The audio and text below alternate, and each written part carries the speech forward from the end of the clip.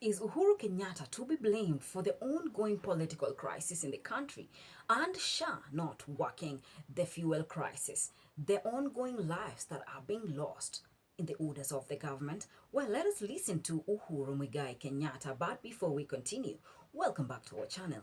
Press that subscribe button for more news bulletins as we follow up on this developing story of Uhuru and Ruto's feud. Let us listen to Uhuru. Watu wanapiga kelele kwa sababu wanasema, jameni, mimi ni mtu ambaye mshahara wangu kwa mwezi ni shilingi 20,000. Hiyo 20,800 inaenda kwa petroli peke yake, kwa matatu kuenda na kurudi nyumbani. 12,000 inaenda kwa nyumba ambaye nimekodesha.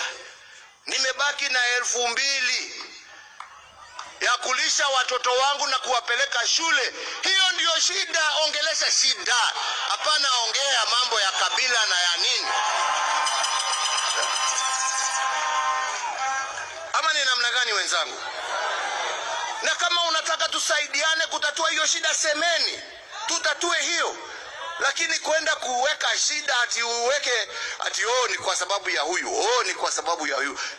Na jameni, hakuna mtu ambaye haoni shida iko wapi. Now Ruto's allies, Sudi and Cheruiyot, were not left behind.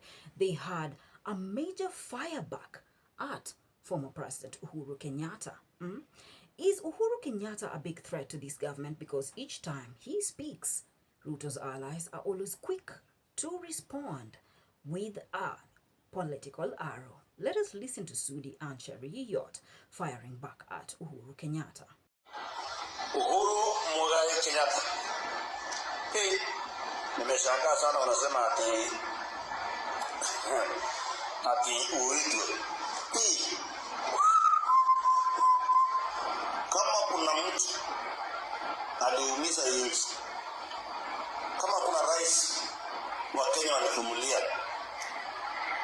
kama kuna rais wa Kenya hata haitaka kusikia siku nyingine, na kama hata kuna mtu anafaa kunyamaza hata mtu asimsikie, ni wewe my friend. Wewe unajua unawacha nchi na madeni kiasi gani? Nimemuona Uhuru Kenyatta akiongea. Angalia Uhuru. Let me ask you, because pengine mara nyingine ninaambiwa ninasema maneno ambaye haifai.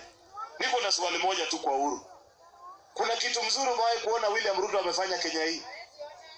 Kuna kitu yoyote umewaiona?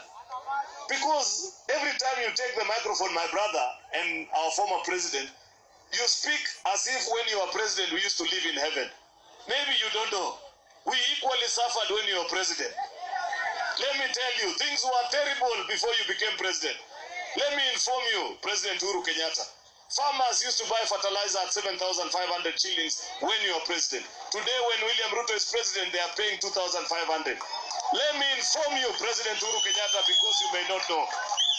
When Kenyans used to be unwell during your days, and you had NHIF as the only public insurance provider, when you went to hospital, the only thing NHIF could pay for was 1,400 for bed capacity.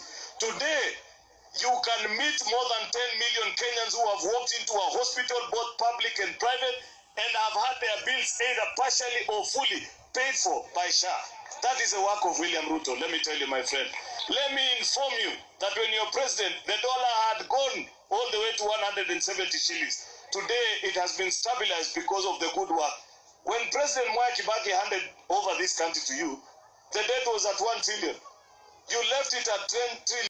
Now, why do you think the government is actually looking at Uhuru Kenyatta as a potential threat to the current government come 2027? Is it because Uhuru Kenyatta is actually supporting Fred Matiang'i for the presidential race? Is this what is causing the political feud, the explosion between Ruto allies and Uhuru Muigai Kenyatta? Or it is because Uhuru is actually in support of the great opposition. And remember, the opposition has the grip of the Mount Kenya region. We are talking about the merging alliances with Rigathi Gachagua. And remember, Rigathi wasn't actually left behind. He came out with an explosive defense upon Uhuru Muigai Kenyatta. He is not the reason why the country is in a political crisis. Rather, UDA and Ruto should stop blaming Uhuru Kenyatta for his weaknesses in running the government. Can we listen to Rigathi Gachagua? Ukipata shida kila siku unasema ni Uhuru Kenyatta. Sasa Uhuru Kenyatta na hapo wake utamuingilia na jihadi. Sasa Uhuru Kenyatta ndiye amefanya SHA isifanye kazi. Ni yeye. SHA inafanya kazi. Si Uhuru Kenyatta. Uhuru Kenyatta ndiye aliua Gen Z. Uhuru Kenyatta ndiye ameua PC11. Sasa nyinyi mwachane na Uhuru Kenyatta. Don't blame Uhuru Kenyatta for your failure. Well, what do you think about the ongoing war between Uhuru Muigai Kenyatta and the current president, William Ruto? Uhuru Muigai fired harshly at Ruto, not to blame him for ongoing weaknesses in the current government, okay? And as we can tell, it is a feud that has been going on. So we want to ask a question. The rise of Uhuru Kenyatta, the retired president, what do you think are the effects to this current government? Is William Ruto threatened by the rise of Uhuru Muigai Kenyatta, the retired president? Because each time Uhuru Muigai Kenyatta stands to speak, Ruto's allies are always very fast to fire back with an arrow that will pierce directly through. But are we right to blame Uhuru Kenyatta for this current government's weaknesses? Now, why do you think the government is actually threatened with Uhuru Muigai Kenyatta each time he opens up to speak about the ongoing crisis of the government? Is it because Uhuru and Rigathi have united together as one to make sure they lock Ruto out of Mount Kenyan region? Remember, Uhuru also still has a grip of the mountain, and the mountain does listen to him. Remember the last time he told them not to go against and vote for Raila, they failed to listen. But this time, do you think there is a better chance of the Mount Kenyan region deciding to actually listen to Uhuru Kenyatta's call to support Rigathi Gachagua in order to lock Ruto out of the mountain? So who is the real threat to Ruto? Is it Rigathi Gachagua or it is Uhuru Kenyatta? Who is the real threat to the government, guys? Can you answer me on the comments section? And before we continue, I'd like to thank all our diehard supporters for continuously growing our channel. We wouldn't be where we are without your endless support. And if it's your first time to listen in, press your subscribe button and ring your notification bell so that we can continue to have news bulletins whenever we upload them. Now back to politics. Rigathi Gachagua, Uhuru Muigai Kenyatta's political feud. Who is the real enemy to the government? Guys, do you think Uhuru is actually stating facts? But why blame Uhuru when it comes to political crisis? The fuel rising, the SHA not working, the continuous killings of the Gen Zs. Is it Uhuru's problem? Is it him summoning and giving these orders? Why blame Uhuru when he is a retired president? And will this feud between Uhuru Kenyatta and Ruto get to the end? Remember, Ruto took it a point that he saw there was chance and decided to go and merge an alliance with Raila Odinga. And now Raila is not on the picture. Raila is not here to actually rescue him. Whom do you think is going to save him when it comes to 2027 re-election?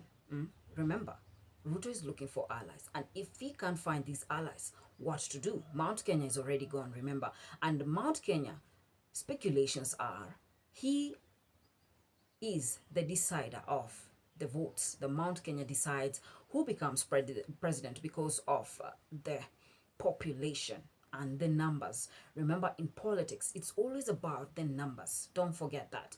And now that retired President Uhuru Kenyatta is still politically active, what are the impacts of his activeness in this political crisis to Ruto? Remember, he was the retired president and he still has what it takes to run the government. So we are asking, why is Ruto so threatened with the Uhuru? Is it because of the tight grip of Mount Kenyan region, or other speculations that it is alleged he is the one supporting the sifuna movement? But do you agree with that? Is it Uhuru actually funding the Sifuna movement? Remember, the Sifuna movement has numbers, and this threatens Ruto to the capacity because now ODM is divided into two and he is looking for support from the ODM. What will happen if he cannot get the support from ODM come 2027? Challenges. It is called politics. The challenges, the various implications that will actually lead to Ruto not getting re-elected come 2027. But is Ruto about to let this political crisis pin him down? We are yet to know. Well, stay tuned to Royal News as we follow up on this developing story, the feud between Uhuru Muigai Kenyatta, the former president, and William Ruto, together with his allies, who want to fire back at Uhuru not to be politically active. What do you think? Should Uhuru not be politically active? Should he stay out of the politics? Well, leave me your views there on the comments section. Remember to follow me for more updates as we follow up on this developing story of the feud between Uhuru Muigai Kenyatta and Ruto's allies on Royal News, the channel where you get all your trending bulletins. JD Ishmaels.